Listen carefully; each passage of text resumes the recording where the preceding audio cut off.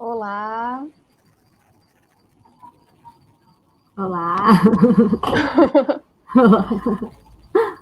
Estamos ao vivo.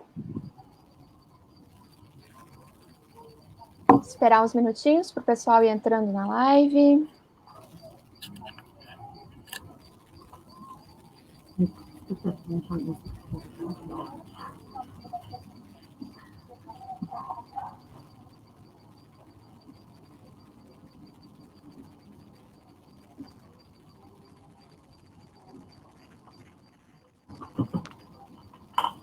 Vamos ver quem que já está entrando aqui. Josiane já está online. Pessoal que for entrando, se já quiser deixando algum recado, fica à vontade.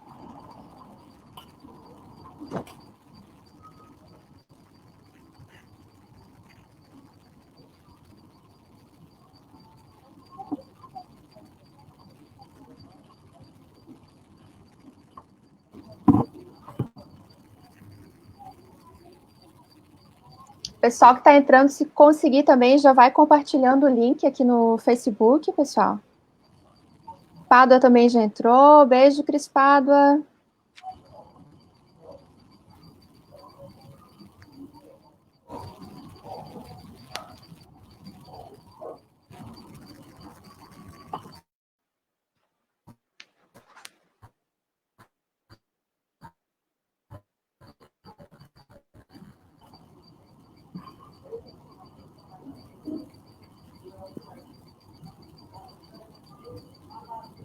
Bem, pessoal, então enquanto o link está sendo disponibilizado aí, já vamos dar início, fazer a nossa introdução aqui. Sejam todas bem-vindas, bem-vindos à nossa maratona de debates sobre o impacto social da pandemia sobre as mulheres.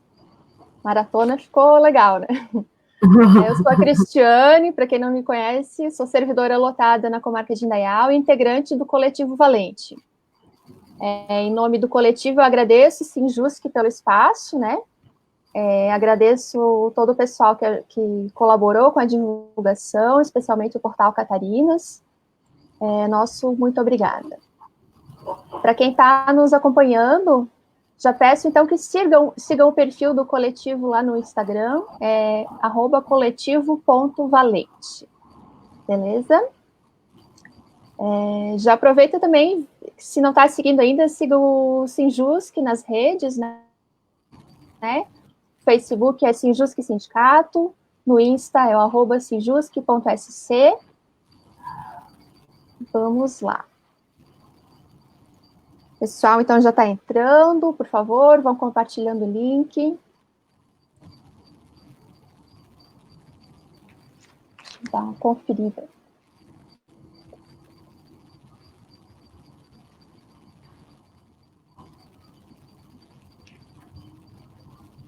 Vamos ver quem é que já está entrando aqui. A Joyce, Nadia Nara, Milra, Frida.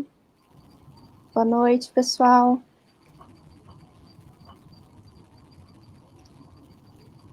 Pessoal, vocês podem ir deixando seus comentários, né? Se tiverem dúvidas, se forem surgindo dúvidas, também pode ir deixando as dúvidas ali embaixo. O que a gente não conseguir abordar, o que não conseguir acompanhar na live de hoje, a gente, enfim, deixa para a próxima live, vamos participando aí.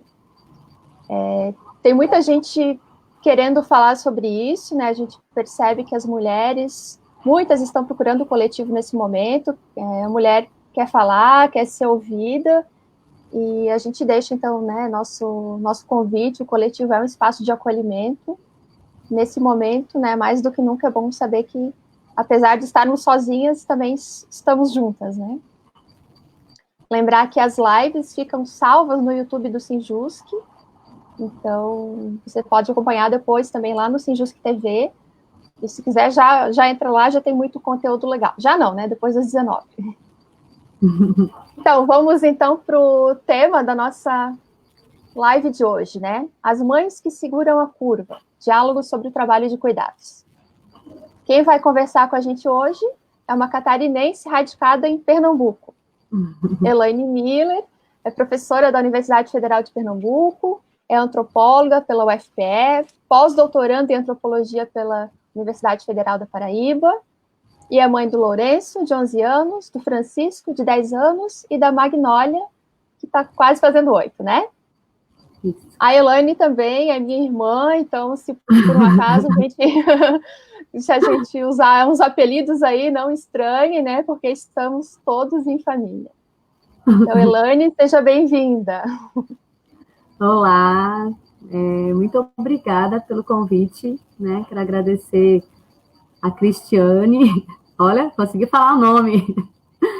A gente estava com receio, porque vai escapar, uma hora ou outra a gente vai chamar pelos apelidos.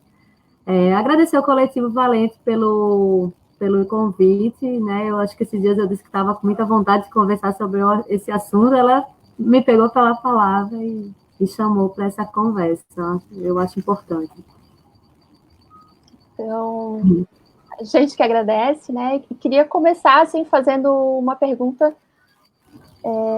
que você falasse um pouco sobre a sua trajetória acadêmica, né? Quais foram os seus objetos de estudo até aqui? Falar para a gente, assim, que tipo de antropologia você faz e como que está sendo fazer um pós-doutorado durante a pandemia.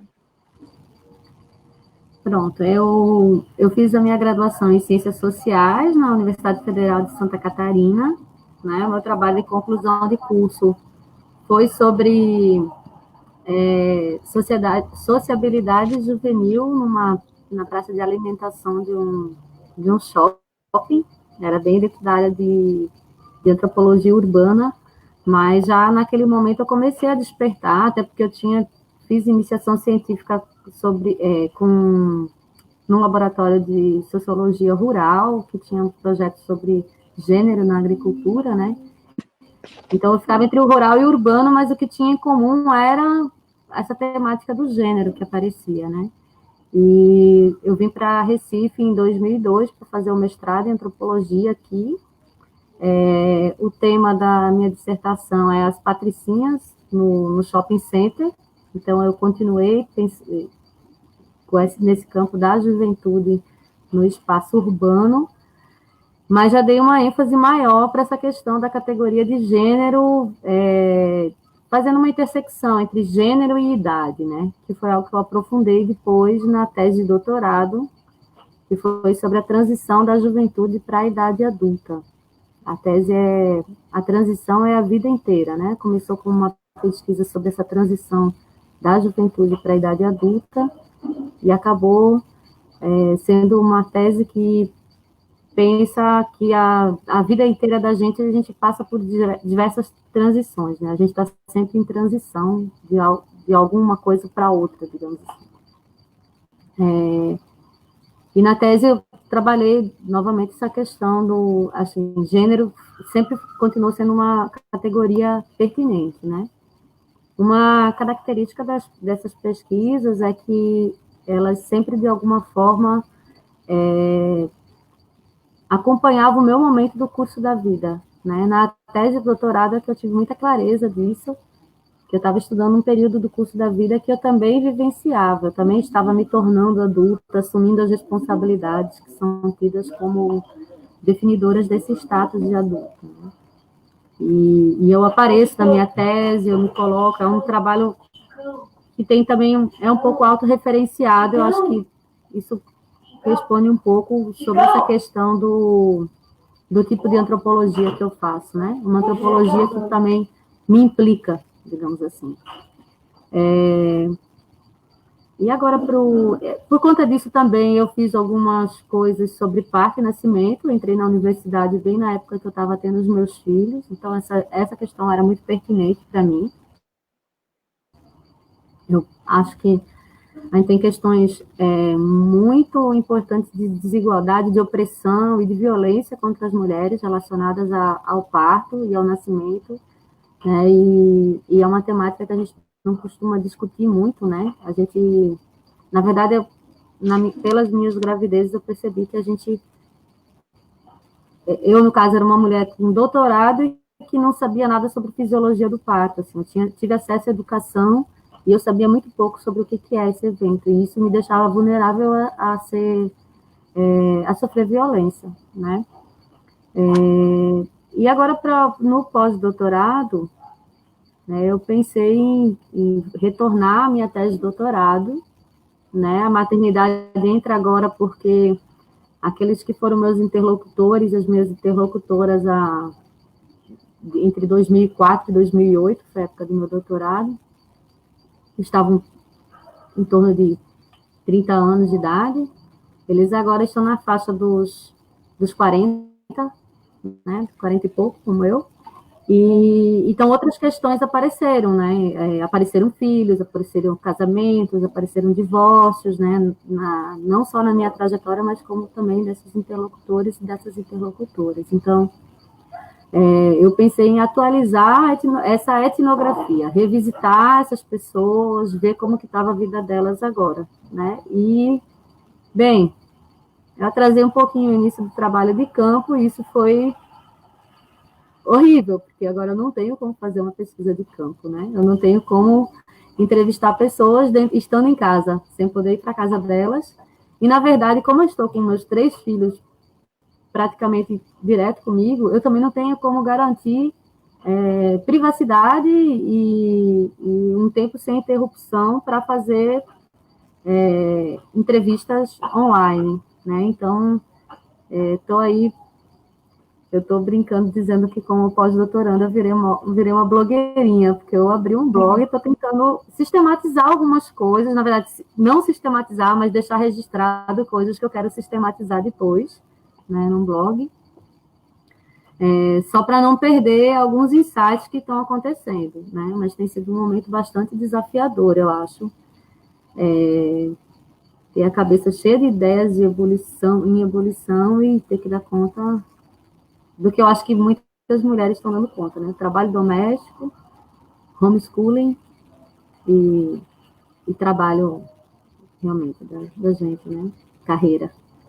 Enfim, tem sido isso. Antes da gente entrar propriamente nesse assunto do cuidado mesmo, né, que seria o foco da nossa live, queria que tu falasse um pouco mais sobre como que é na universidade, assim, pesquisar temas como mulher, como maternidade, como que esses temas são vistos no meio acadêmico. Porque, assim, comecei a fazer uns estudos, né, por exemplo, sobre arte esses dias, e eu vi que o fato, por exemplo, das artes têxteis, por serem artes consideradas femininas, né, que são tradicionalmente feitas por mulheres, elas têm um status de menos arte, assim, né? Então, na academia, esses temas que são diretamente ligados à mulher, eles também são vistos como menos acadêmicos? Assim, daria para fazer essa ligação? Sim, não, né? Por exemplo, eu estava até comentando esses dias numa conversa que eu tive com mulheres da matemática, né? As mulheres da matemática têm grande desafio, inclusive, para se tornarem matemáticas, né? As meninas, desde criança, a gente não é estimulada a ir para a área de exatas, por exemplo, né? Esse tipo de desigualdade no campo da antropologia não existe tanto. A gente tem um campo que é mais equiparado, assim, né, no número de mulheres antropólogas, nos cargos, nos cargos de direção, nas chefias de departamentos, na diretoria da Associação Brasileira de Antropologia, a gente tem um espaço um pouco mais equiparado, né? E estudos de gênero e sobre mulheres, eles já são uma tradição também do campo, né? Tem muita pesquisa sobre gênero, né? Aqui em Pernambuco, inclusive, eu acho que essa é uma das linhas de pesquisa clássicas, né, do meu departamento. Acho que tem uma produção mais de fôlego aqui, assim, historicamente, numa pós-graduação que tem 41 anos, eu acho, religião, estudos de etnicidade e gênero, né? Agora, quando eu comecei a estudar temas relacionados a parto, aí eu senti que havia um certo incômodo, né? Porque Eu até escrevi um artigo com algumas colegas em que a gente pegou algumas frases que a gente escutou e tentou desenvolver um pouco, né, algumas ideias, né? Uma delas era de que a gente agora não faz mais pesquisa, só faz ativismo, né? Então, eu acho isso muito curioso, porque, para pegar o exemplo mesmo da etnicidade, antropólogos que trabalham com populações indígenas sempre defenderam os direitos das populações indígenas, né? E isso nunca foi um problema para entender que eles fazem pesquisa e não apenas ativismo, né? Mas quando a gente pautava questões em torno da violência obstétrica e da banalização da cesariana, né, entender que a epidemia de cesariana que a gente vive no Brasil é, é também um problema de saúde pública e que tem a ver com relações de gênero e é uma forma de violência, isso incomodou um bocado, né? Então, teve colega que disse que a gente incomodava porque a gente trazia de volta a natureza para dentro do campo da antropologia, né? Essa relação entre natureza e cultura é uma dualidade, assim, uma díade importante da teorização antropológica, né? Então, teve um bocado de rebuliço em torno disso, né? Da temática do parto e do tipo de ativismo que a gente estava fazendo também junto com as pesquisas. Agora, eu acho que esse campo já mudou também, né? Eu estou falando de coisas que a gente está, pesquisas que foram feitas em torno de 2012, 2013, né? Eu acho que em 2014 a gente conseguiu fazer o primeiro grupo de trabalho sobre reprodução, parto e nascimento, nos últimos congressos de antropologia e congressos feministas com uma pegada mais acadêmica, como Fazendo Gênero, né, que sempre acontece em Santa Catarina, inclusive, a gente viu uma proliferação de grupos de trabalho falando sobre maternidade, sobre parto e sobre maternidade. Então, a antropologia tem uns ciclos, assim, né? A antropologia das idades também, teve uma época que todo mundo estudava juventude, daqui a pouco não tem mais GT sobre juventude nos congressos, né? E daí a gente estuda criança, né? Então, tem as ondas, assim, né? E eu acho que agora a gente vive um momento diferente daquele que a gente vivenciou nos primeiros esforços. Então, assim, hoje em dia, tu achas que dá para falar que a universidade é um ambiente maternofóbico ou isso também já mudou, sabe? E o que tu considerarias, né? Eu tenho falado que eu acho que alguns ambientes de trabalho, alguns ambientes em geral, mas eu estou pensando no ambiente de trabalho, e a universidade é um exemplo disso, eles são maternofóbicos, né? Por que eu acho que a academia é um ambiente maternofóbico? Primeiro que, bem, a gente não tem creche dentro da universidade, apesar de serem espaços que empregam centenas de mulheres, né, e de famílias, digamos assim. Mas creche sempre foi uma causa muito mais das mulheres. Infelizmente, os homens não compram essa briga, né? A gente não tem espaços alternativos de cuidado, tipo, contraturno, brinquedoteca, que pudessem dar suporte para as mulheres estudarem ou trabalharem na universidade. Lembrando que a universidade é um local de trabalho, de estudo, que funciona de manhã, de tarde e de noite. Né? Então, por exemplo, eu dou aula em 2 cursos noturnos e não existe creche à noite, né? Então, o que acontece? As estudantes, em geral, têm esquemas em casa, as estudantes que são mães têm que ter um esquema doméstico que dê conta das necessidades de cuidado. E as professoras, eu estou falando bem grosso modo, né? Estou imaginando como classes mesmo, e um pouco pela minha trajetória, terceirizam esse cuidado com escolas particulares ou com babás, né?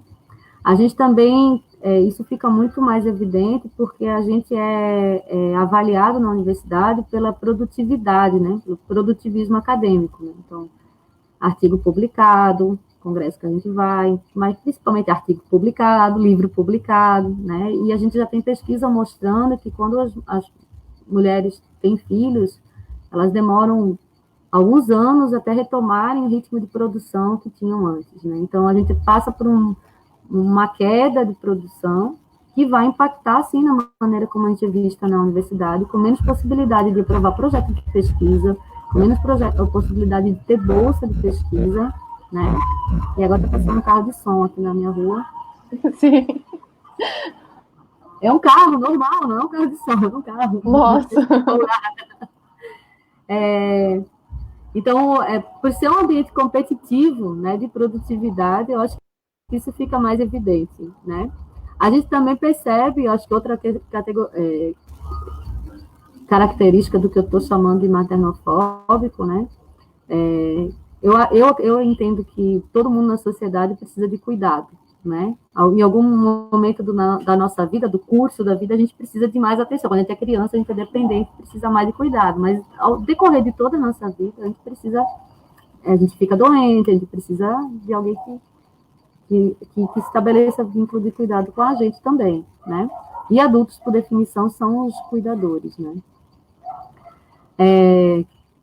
Quando a maneira como a gente, que é mulher, é implicada nesses vínculos de cuidados, é vista e valorizada de uma maneira muito diferente de como os homens são vistos, né? Então, eu, no decorrer da minha vida acadêmica, por exemplo, eu já vi colega meu ser... Ai, cara,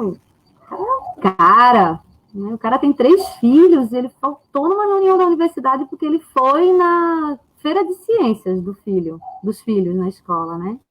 E quando mulheres faltam numa atividade da escola para ir numa feira de ciência, o dedo é apontado para elas, né? Tá vendo, mulher, né? Tipo, como falaram para mim uma vez que eu era uma professora muito complicada porque eu tinha muitos filhos e muitos gatos, né? Então, eu acho que tudo isso aí que eu estou dizendo não é uma questão de que as pessoas são vis ou malvadas e fazem avaliações negativas das mulheres, mas é porque tem uma estrutura, na verdade, uma estrutura de opressão, né, das mulheres. As mulheres que são mães, elas vivenciam todas as outras opressões que as mulheres não mães vivenciam, né, de objetificação do corpo, de tentar controlar a natalidade, vai ter filho, não vai ter, não sei o quê, e mais outras relacionadas a serem criticadas por serem cuidadoras e não terem um suporte para ajudá-las a serem cuidadoras. É isso que eu entendo como uma estrutura maternofóbica. Talvez no ambiente de trabalho do judiciário seja parecido, né? Talvez seja... Eu não sei qual é a abertura que mulheres advogadas têm para levarem bebês para suas audiências, se isso é uma cena possível de ser vista, né? Provavelmente eu ainda não vi, né? O pessoal comenta aí o que não isso sei. já aconteceu nessas comarcas, né? Mas eu imagino que se um homem, um advogado, deixar transparecer, um juiz, né, alguma coisa que ele faz enquanto pai, ele é visto como, uau, um partidão, inclusive, né, algo que eleva o valor dele no mercado patrimonial, no mercado matrimonial, eleva o valor de um homem quando ele cuida bem dos seus filhos, né. E quando mulheres se dedicam a isso, é o contrário, na verdade, né. Enfim.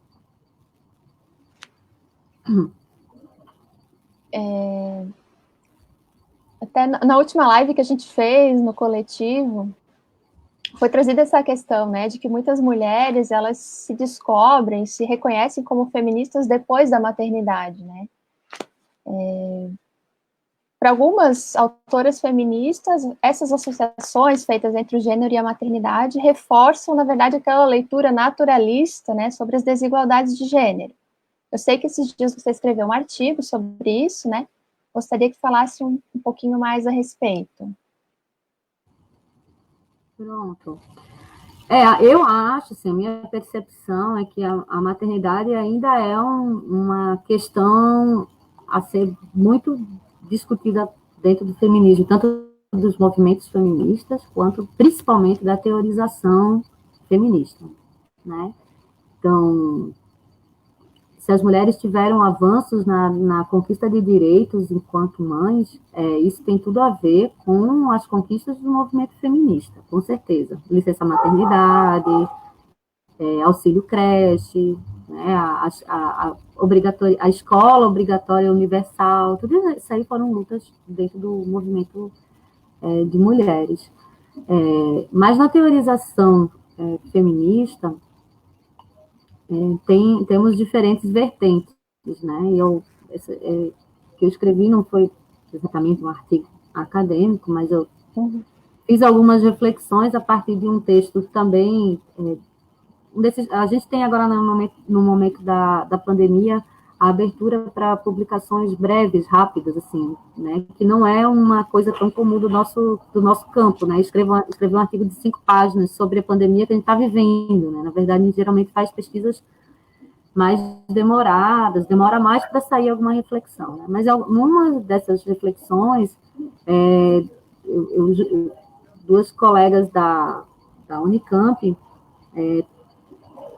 falam sobre a mobilização das mulheres mães, falando sobre um dado bastante chocante, né? Saber que desde que começou a pandemia, as mulheres nunca submeteram tão poucos artigos acadêmicos a revistas referenciadas. No entanto, os homens aumentaram a produção. Né? Isso é muito significativo. Né? Sim. E essas pesquisadoras, eu acho que seguem uma corrente mais materialista, né? Mais marxista, que tenta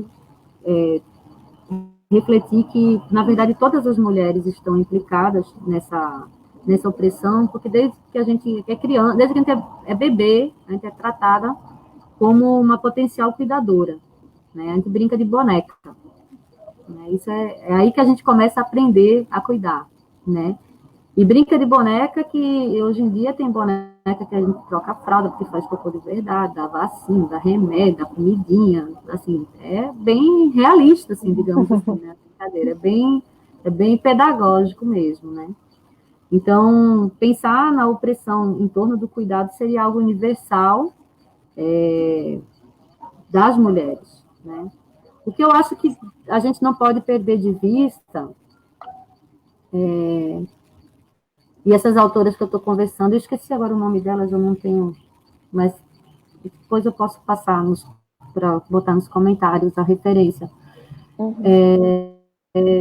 Elas usam uma referência que até eu tinha pensado em falar aqui, que é esse da Virginia Woolf, Um Teto Todo Seu.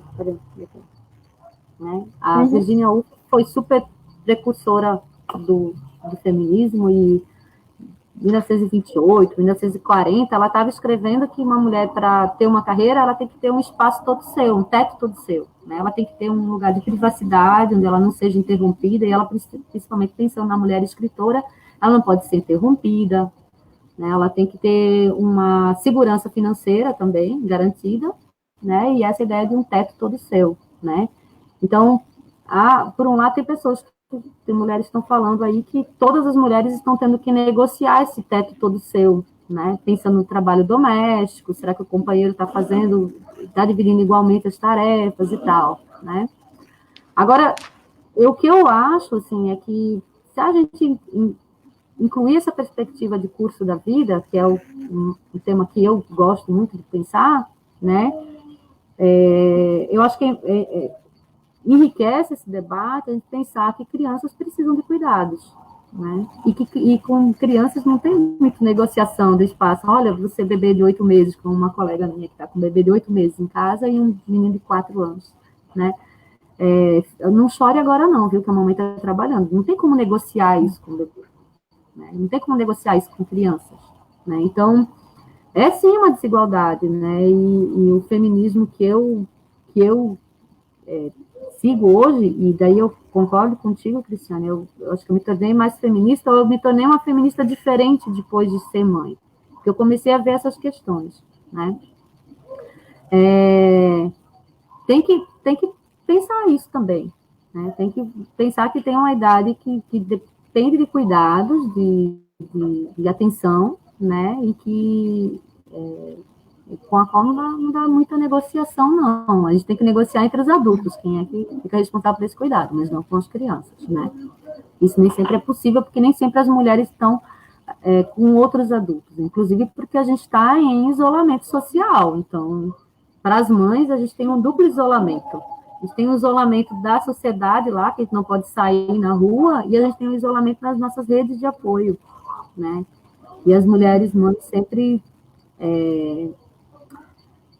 usaram como estratégia para cuidar das mães, contar com outras mulheres. A gente está isolado. Eu acho que eu fugi um pouco da sua pergunta, mais sobre feminismo, né? Eu acho que eu não mas respondeu.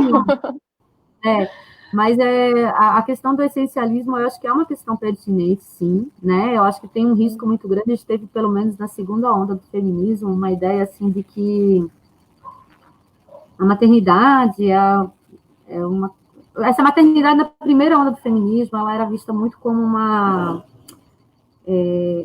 handicap, né? Um defeito de mulher, assim, ter filho. Olha, a gente é oprimida porque a gente pare e a gente amamenta. Esse que é o problema. Se a gente tirar a maternidade do corpo da mulher, a gente vai resolver esse problema. Teve até esse tipo de colocação, né? Então, o problema era esse. Na segunda onda, já sei, peraí, isso é um diferencial, a gente dá vida, os homens não sei o quê, e eu acho que dá uma margem para, por um lado, para pensar a maternidade de uma forma muito empoderadora, mas, por outro lado, também para pensar que a mulher está definida por esse papel da maternidade. Isso não é uma realidade, isso seria essencialista. Né? Pensar que toda mulher nasceu para ser mãe. Né? Ser mãe não está necessariamente no corpo, ser mulher não está necessariamente no corpo de fêmea que gesta e pare e amamenta e nutre. Né? Não é aí que está o que é ser mulher. A gente se torna mulher na sociedade e tal, né? Então, eu acho que tem, assim, umas correntes de feminismo que são muito ressabiadas hoje em dia com a volta da temática da maternidade para dentro desse debate, né? Eu acho que com uma certa razão, né? De onde que isso vai nos levar. Mas eu acho que a gente já absorveu bastante essa ideia de que a questão não está na nossa natureza, está nas relações sociais. Né? E as desigualdades são persistentes e continuam existindo. Vamos dar uma olhadinha no que o pessoal está comentando aqui. Carmen falou, sei bem o que significa a pandemia e o cuidado dos filhos, casa e trabalho. No momento, filhos brincando e eu tentando participar. Vamos ver o que mais. A Carol comentou que a live hoje está para além das fronteiras do estado. Para quem não sabe, né? Elaine está falando de Recife, muito se vê que está além das fronteiras, porque ela está com uma blusa de alcinha e eu estou aqui com um casaco de lã. Né? Meu filho disse que está muito frio aqui, está fazendo uns 22 graus, eu acho. Está muito frio, eu estou com o pé gelado, 22 graus. Tatiana comentou que a academia, infelizmente, é maternofóbica. Eu estava grávida e, em uma entrevista para o doutorado, um dos professores da banca comentou: nunca tive uma orientanda grávida, não saberei como fazer. Triste, ela comentou. Inclusive, essa pergunta é persistente também, né? Assim, tipo, como é que você vai fazer com o bebê? Tu vai deixar com quem? Quem é que vai cuidar do seu bebê para você fazer seu doutorado, né?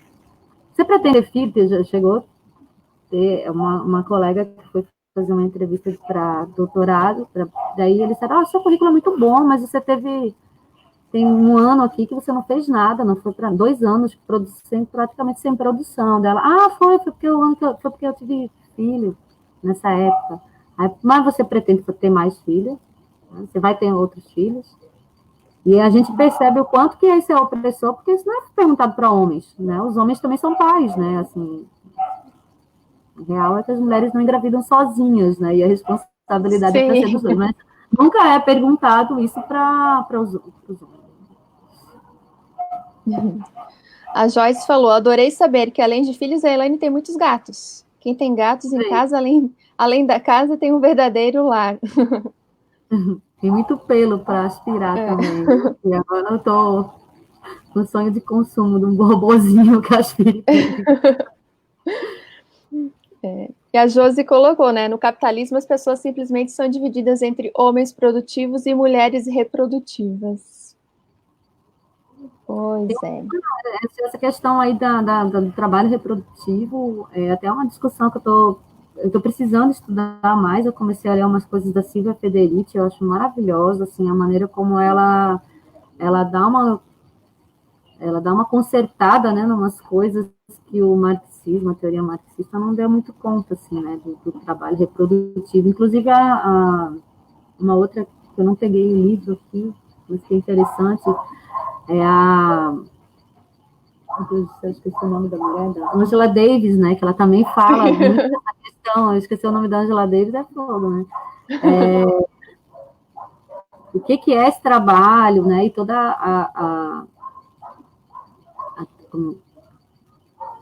a gente tem muita discussão sobre como que seria uma maneira de não fazer com que o trabalho reprodutivo fosse tão opressor, né? Ele deveria de ser remunerado, né? Como seria isso? Como que é remunerar o trabalho? Tem uma questão também de que o cuidado é muito visto como uma forma de afeto, e afeto a gente não remunera, e como é que é isso? Né? Acho que são questões importantes, né?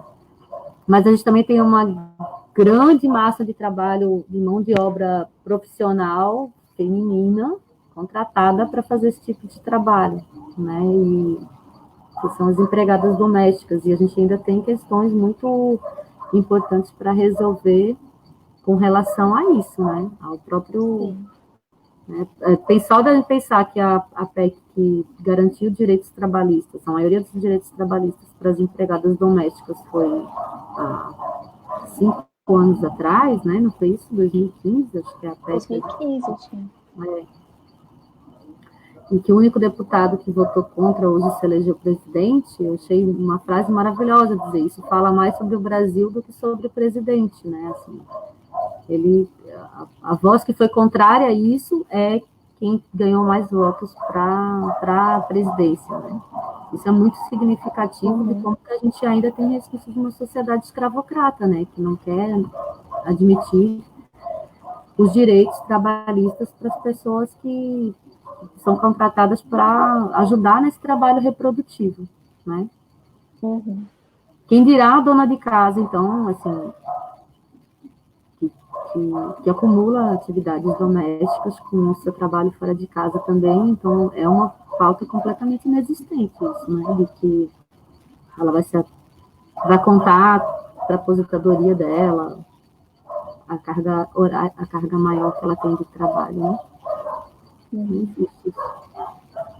E pensando, né, nessa questão do trabalho reprodutivo, enfim, toda essa questão que envolve os cuidados, né? A gente tem a nossa Constituição, que é dever da família, da sociedade, do Estado, assegurar, né, por exemplo, todos os direitos para a criança. Da mesma forma também o Estatuto da Criança e do Adolescente fala, mas a gente vê que na prática a mulher que tem que dar conta disso tudo, geralmente sozinha, e né, parece que a comunidade, a sociedade, o Estado não estão fazendo muito a sua parte, assim, né? Consegue ver alguma saída para isso? Porque quando a gente consegue, por exemplo, ter, sei lá, contratar uma rede de apoio, as mães conseguem ter alguma babá ou tal, tá tendo todo um problema de classe aí também, né? Se pudesse falar um pouco mais sobre isso. Eu acho que a gente precisa começar a pensar estratégias, assim, de como que isso pode, de que tipo de política pública que pode ser voltada para quem cuida, né? Estava até conversando com uma colega essa semana, que tem um grupo, né, de discussão com mães e tal, e que estava querendo fazer alguma coisa para arrecadar, ver se pessoas que têm estabilidade financeira, que estão recebendo agora, poderiam juntar dinheiro, patrocinar ou promover, né, a maternidade de alguma forma, fazer algo que não exista enquanto política pública, né? E a gente estava pensando junto em algumas alternativas, eu estava pensando, Eu acho que uma coisa que seria relevante seria a gente conseguir remunerar mulheres que cuidam e que não são remuneradas, né? Porque quando a gente contrata uma babá, por exemplo, é muito fácil, é muito comum que essa babá também tenha filhos, né? E ela não vai contratar uma babá pagando todos os direitos trabalhistas, porque ela já recebe o mínimo, provavelmente, né? Então, são aqueles arranjos de redes de apoio que são feitos, né? Nas comunidades, tem muito aquela creche alternativa, digamos assim, que é uma mulher da rua que cuida de crianças de várias famílias que ficam na casa dela, aquela ajuda para pegar a criança na creche, porque a criança fica na creche, só que a mãe só chega à noite, então tem que ter alguém que pegue na escola, na escolinha, e dê janta e banho, e espere a mãe chegar, né? Então tem uma série de arranjos que não são remunerados, que são redes de solidariedade mesmo, né? E que seria bacana se a gente conseguisse pagar o INSS dessa mulher enquanto autônoma, por exemplo, dar uma renda fixa para ela, né, dessas cuidadoras. Eu acho que seria algo relevante.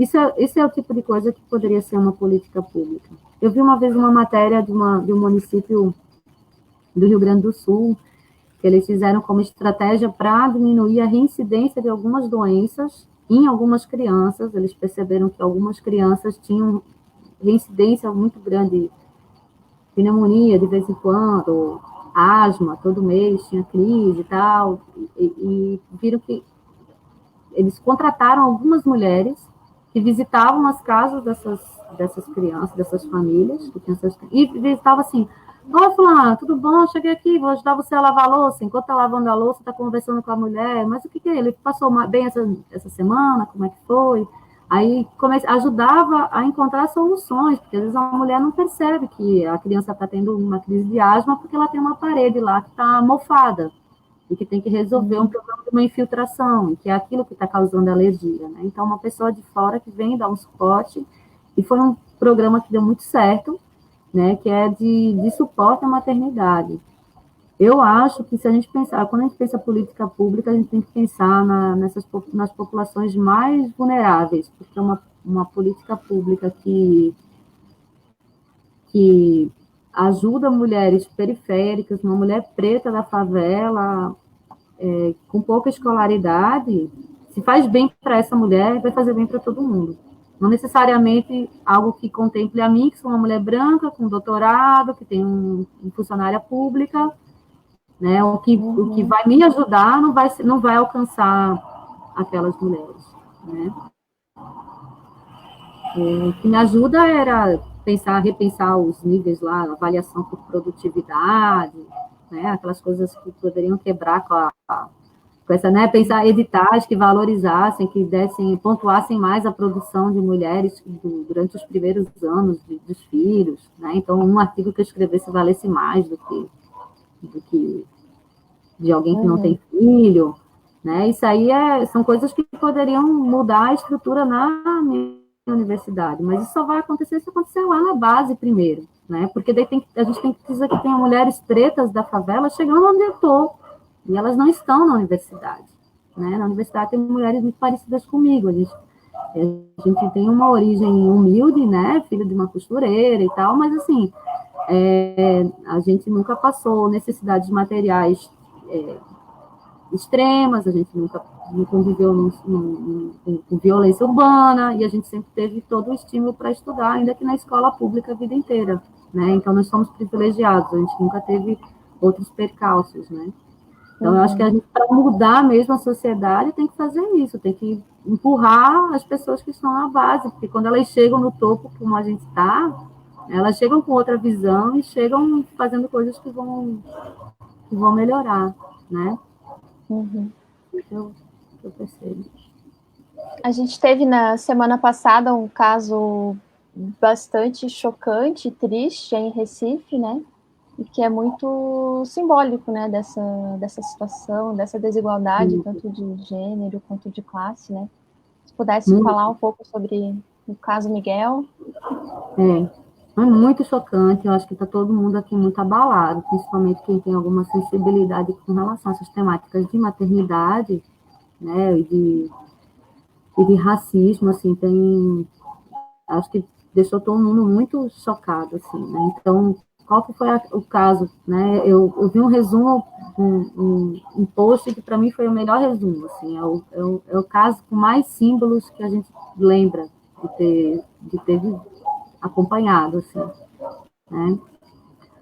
A mãe de Miguel, a Mirtes, era empregada doméstica de uma família, ela e a mãe dela trabalhavam para a mesma família, né? Então a gente já tem essa questão da hereditariedade do trabalho doméstico, né? A patroa e o patrão brancos, a mãe negra, o bebê, a criança negra, né?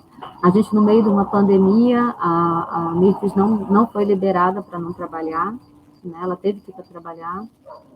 Eu não sei se vocês chegaram a ver, mas ela chegou a contrair Covid, pegou dos patrões, ela e o filho, né? Ela, mesmo com os patrões doentes, ela teve que trabalhar. E ela precisou levar o filho para o trabalho, porque não teve folga. A patroa pediu para ela passear com o cachorro, deixa o filho aqui, vai passear com o cachorro, enquanto ficou em casa sendo atendido por uma manicure, né, que é outro serviço que não é essencial. Enquanto a patroa fazia as unhas, a empregada passeava com o cachorro, e o menino precisou da mãe, e essa patroa colocou o menino sozinho no elevador de um prédio chiquérrimo, né? São as duas torres gêmeas, que são uma chaga no urbanismo recifense. Mas se fossem as duas torres gêmeas, são um símbolo do processo de gentrificação na cidade do Recife, né? Porque as empreiteiras conseguiram pegar uma brecha ali da definição do sítio histórico, e construíram 2 prédios enormes, bem no entorno do sítio histórico, mas fora do sítio histórico, né? E houve muita mobilização na época da construção desses prédios. Na verdade, tem fortes indícios de que houve que o leilão do terreno já foi irregular e tal. É a região que tem todo o movimento do Opus Delita, essa região, né? Que tem uma especulação imobiliária gigante no entorno de uma área histórica. E que esse projeto de grandes espigões nessa área, na verdade, já é uma afronta ao direito à paisagem da população, né? E que expulsa, né, populações pobres da região para construir espaços de moradia para pessoas com muito dinheiro, né? Então, é um prédio que só vive gente realmente com muito dinheiro, prefeitos, como esse aí, né? O marido era um prefeito de uma cidade, de Pernambuco, mas não morava aqui, né? Prefeito da Mandaré, mas mora aqui, em Pernambuco, em Recife. O prédio vai ter que também dar uma explicação de como o menino conseguiu pular uma janela que estava a 1,20 m de altura, um menino de 5 anos, ninguém sabe como. Ele foi colocado num elevador de serviço.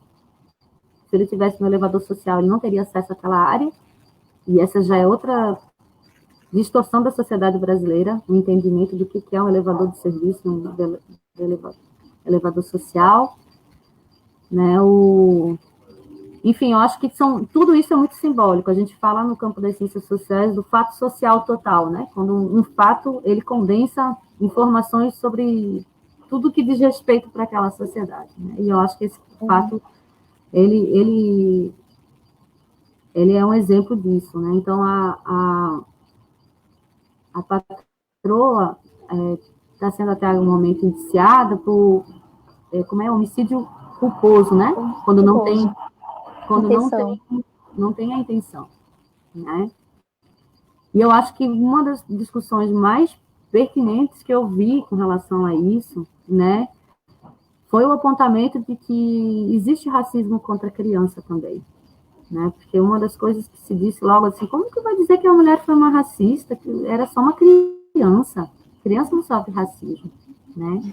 E eu tenho acompanhado vários influenciadores digitais negros e negras, e eles levantaram uma hashtag de racismo na infância, E eu, assim, eu achei muito impactante, né? Impactante, inclusive, porque a gente lembra coisas que a gente ouvia quando era criança e que eram extremamente racistas, que a gente não sabia se levantar contra isso, não percebia, e acho que não tinha nem ideia de quanto aquilo machucava outras pessoas, mesmo que fosse parte das pessoas que não repetiam isso.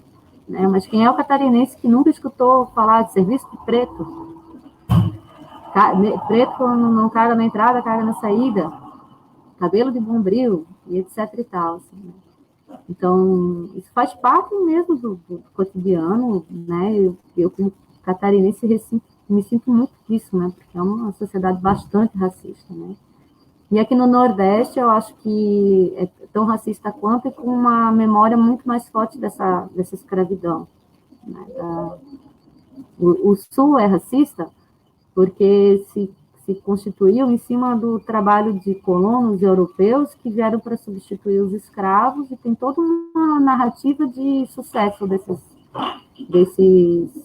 colonos europeus que chegaram sem nada, e eles fizeram a vida deles em cima do trabalho, do suor do trabalho deles. Né? E a gente esquece de dizer que esses colonos europeus chegaram para substituir uma mão de obra que estava recebendo uma abolição, que na verdade era ser escanteado, porque o mercado escravocrata, o mercado dos escravos, esqueci qual é a palavra que você diz isso, escravista? Escravocrata. Esse mercado estava se tornando insustentável mundialmente, internacionalmente. Então, foi uma solução dos ricos, né? E no Nordeste a gente não teve essa mesma constituição aqui, né? Mas a gente tem toda essa memória realmente do canavial, do escravo do canavial, né? E desses senhores de engenho. Então, essa família Corte Real, olha o sobrenome da família, né? Corte Real. No primeiro momento teve inclusive a identidade deles preservada, protegida, não se falou o nome. Né? Se fosse o contrário, e eu via logo as primeiras notícias, os primeiros comentários, eu já fiquei assim, porque dizer assim, cara, onde é que estava a mãe dessa criança? Logo a primeira coisa, você vê qualquer notícia sobre morte de criança de uma maneira acidental, vai ter alguém, nos primeiros 5 minutos da notícia publicada na internet, vai ter alguém dizendo assim, onde é que estava a mãe dessa criança que não viu? A criança precisa ser cuidada, né? Então, a resposta é essa: a mãe estava passeando com os cachorros de uma patroa, escravocrata, racista, que pagou, sim, pelo risco. Né? Ela jamais teria colocado um filho dela de 5 anos ou uma outra criança. Vamos dizer, não vamos pegar o filho dela, não, porque ela, de repente, o filho conhece o prédio, já sabe, a gente, né, já sabe como é que ele sobe e desce naquele prédio. Ela não ia pegar o amiguinho do filho, ela não ia pegar o amiguinho do filho de 5 anos que foi visitar ela na casa dela e ia colocar sozinha no elevador, de forma alguma. Né? A gente sabe que... Né?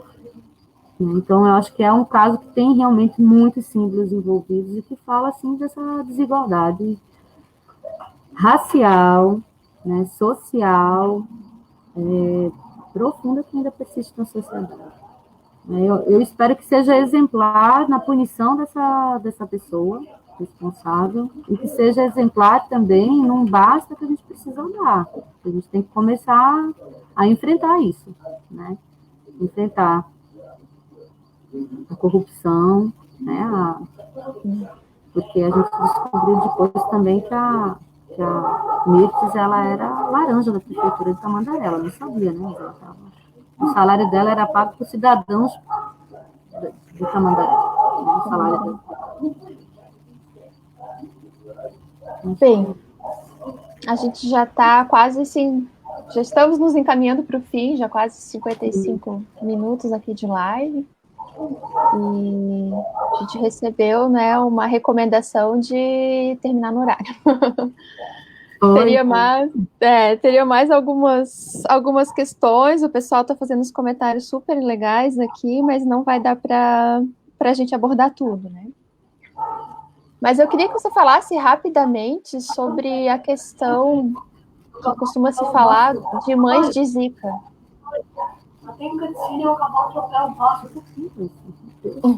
Meu filho quer que eu veja uma coisa aqui no jogo dele, agora eu não posso. Ele quer que eu saiba algo que está acontecendo no jogo que ele está jogando aqui do lado. É assim, né? Live com mãe, com criança em casa. Em casa, só tem casa, né? Bem, eu não vou conseguir lembrar agora de alguns números, assim, que talvez seja interessante dizer. Essa epidemia do Zika vírus, hoje a gente chama de síndrome congênita do Zika vírus. Eu acho que foi em 2018 que foi. 2015? Né? 2015? Já faz isso tudo. Tanto tempo? Eu sou boa de. Se bem que história também fica nos humanos. O pessoal é bom com data, né? Eu não sou mesmo. Eu acho que faz uns 3 anos, pelo menos, né? A gente teve um surto de arboviroses aqui no Nordeste, na verdade no Brasil todo, mas no Nordeste a gente teve ao mesmo tempo Zika vírus, chikungunya e dengue, né? E se percebeu o nascimento de um monte de crianças, bebês com malformação, microcefalia, né? No começo se falava muito microcefalia, mas depois começou a se perceber que, na verdade, eram várias malformações, né? E foram pesquisadoras aqui do Nordeste mesmo que conseguiram relacionar o Zika vírus a essa malformação. Uma pesquisadora chamada Adriana, não vou lembrar o sobrenome dela, da UFCG, da Universidade Federal de Campina Grande, que foi fundamental nessas pesquisas, né? Conseguiu relacionar o vírus à transmissão na gestação e essas mães, elas têm, assim, na verdade são crianças, a maioria das crianças extremamente dependentes, né, com uma série a gente fala hoje síndrome, porque não é só a microcefalia, né, elas têm convulsões,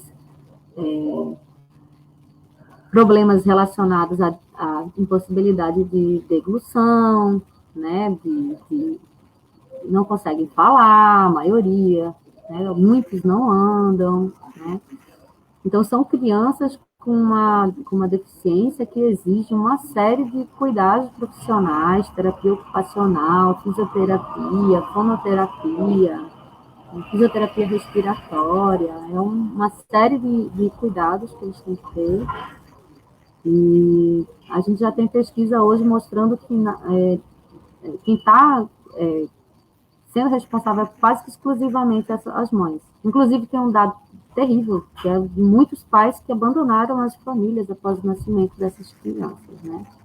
Então, são mulheres que tiveram que abrir mão do trabalho, elas não têm como trabalhar, porque a criança precisa de cuidados diretos, né? E que passam o dia inteiro nos serviços de saúde, né? E a situação hoje deve estar muito complicada, porque muitos serviços não têm continuidade nesse momento, só for realmente essencial. Então, muitas crianças estão sem terapias, né? Então, eu acho que é um problema social de grande magnitude, assim. Essas mulheres recebem BCP, aquele benefício, que, na verdade, não conta para elas como tempo para aposentadoria. Então, quando as crianças, eu vi uma vez um relato de uma mãe muito triste, dizendo, meu filho tem expectativa de vida de, no máximo, 10 anos de idade. Eu tenho esperança que ele viva mais, que ele viva 20, né? Mas se ele vier a falecer antes de mim, o que vai ser da minha vida depois que meu filho se for? Né? Porque eu não vou poder me aposentar, eu vou estar numa idade que eu não vou poder voltar ao trabalho, né? Então, é uma situação bastante delicada e que elas ainda não têm tido acesso a direitos, né? Então, quem quiser se interessar um pouco mais, tem pesquisa junto com o pessoal da Fiocruz, aqui de Pernambuco, pesquisadores da própria UFPE e da UNB, né, que tem uma pesquisa bem bacana. O pessoal aqui do meu departamento que participou da pesquisa, o nome é Etnografando Cuidados. Eu acho que dando um Google conseguem entrar e conseguir mais informações.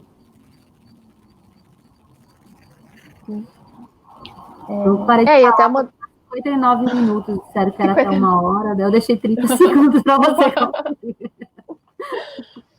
A gente, enfim, também vive agora não é uma epidemia, é uma pandemia de um vírus, né? E a gente também não sabe quais serão possíveis reflexos, né, desse vírus em gestações atuais, né? Então, as gestantes no começo não eram um grupo de risco, depois entrou gestação de alto risco, começou a ser vista como risco para o corona, né? Depois entraram também as puérperas e agora todas as gestações, né?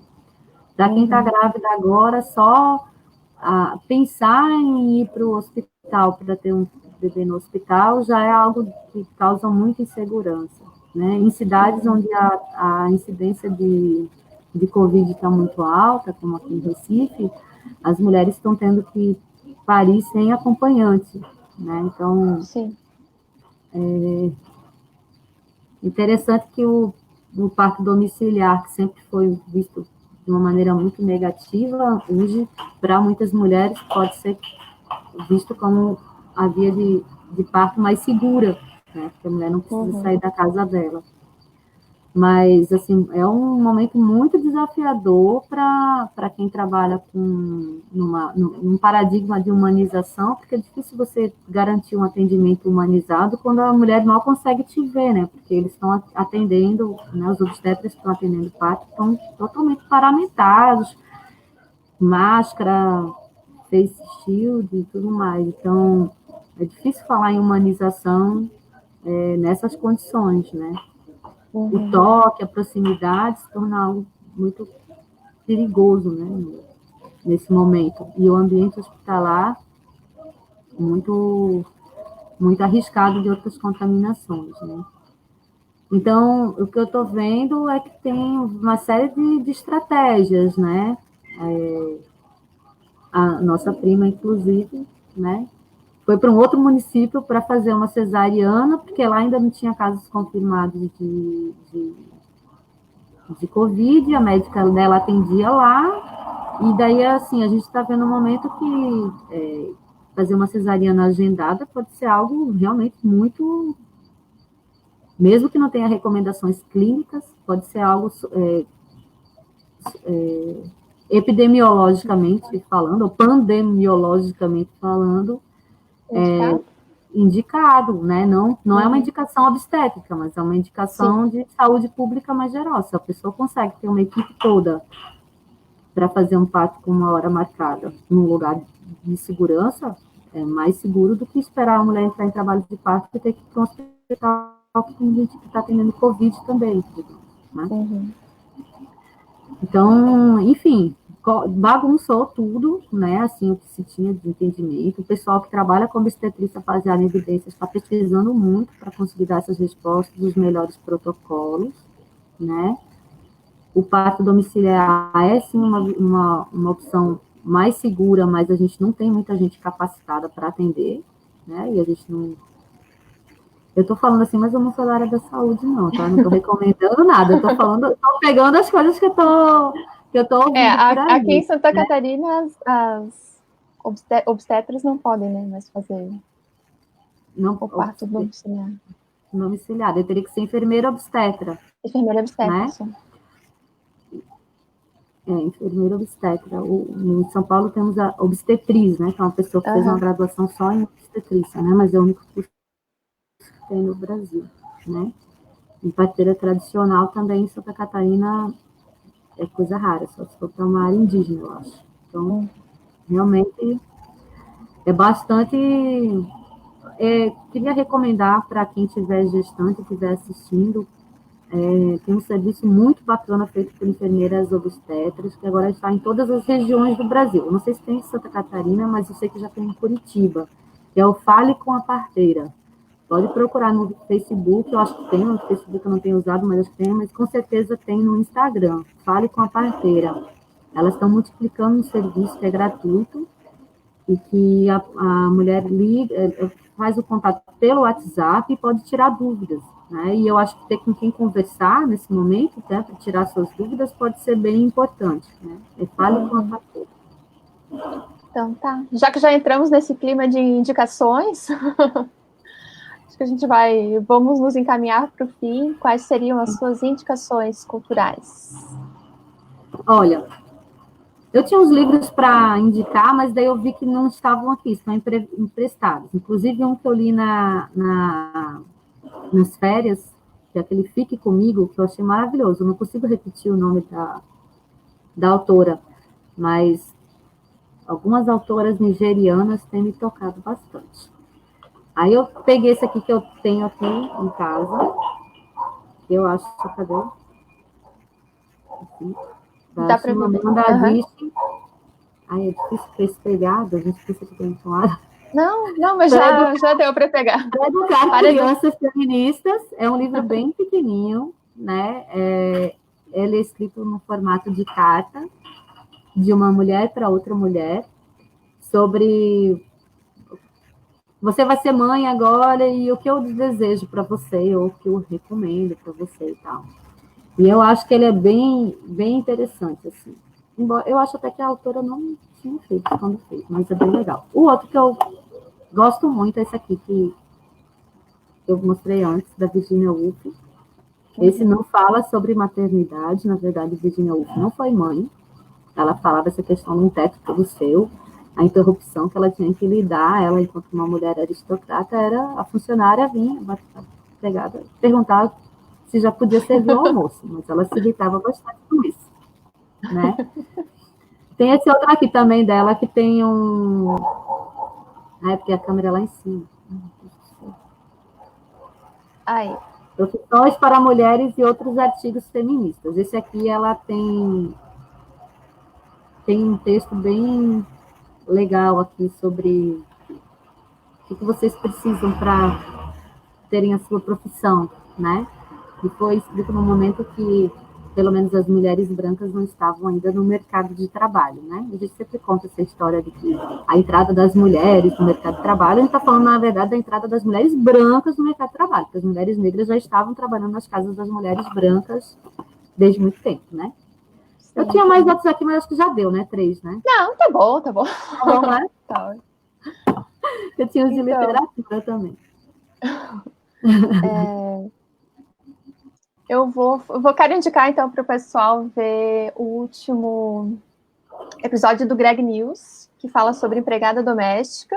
Bastante coisa que foi falada hoje também está falando ali, foi bem interessante esse episódio.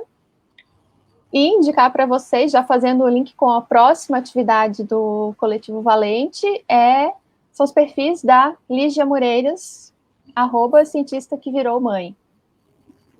Já coloquem na agenda aí no dia 7 de julho, às 18 horas, mesmo horário. 7, né? Confirmando com a produção aqui. Não, 7 de julho, 7/7, às 18 horas, teremos uma live com ela. Antes disso, a gente também vai ter um evento de formação com a Lígia, e as inscrições logo estarão abertas. A gente vai divulgar tudo certinho ali pelo perfil do coletivo no Instagram. Então, agradecer a Elaine, a gente conseguiu se manter certinhas, não rolou apelidos. Muito profissional, viu? Agradecer, foi muito legal, o tempo realmente passa muito rápido, uma hora, né? Pouquíssimo tempo, e vamos mantendo o contato e, quem sabe, chamar para um próximo evento aí do coletivo. Obrigada, gente. Boa noite. Boa noite. Boa noite.